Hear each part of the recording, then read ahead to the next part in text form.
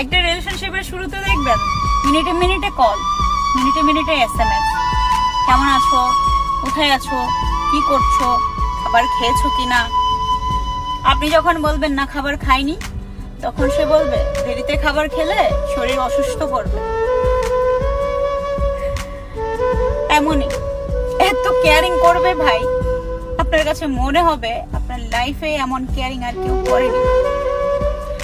আবার সেই রিলেশনশিপটা যখন পুরনো হতে যাবে, কয়েক মাস কয়েক বছর কেটে যাবে, তখন দেখবেন সেই কেয়ারিংটা আর আগের জায়গায় নেই।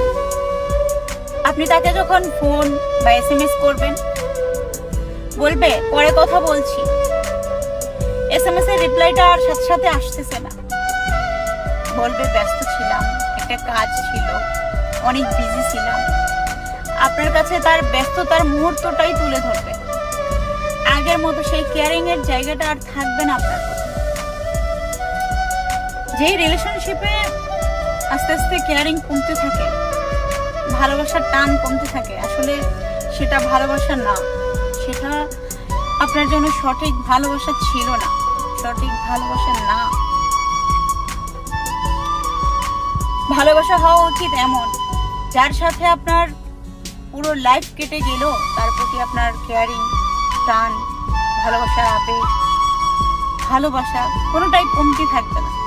সেটাই হচ্ছে উপযুক্ত ভালোবাসা, সঠিক ভালোবাসা। আজকের দিনের ভালোবাসা টিভি সিরিয়ালের মতো, মিনিটে মিনিটে চেঞ্জ হয়ে যায়। ভালোবাসা যদি বাঁচতেই হয়, ভালোবাসার মতো করে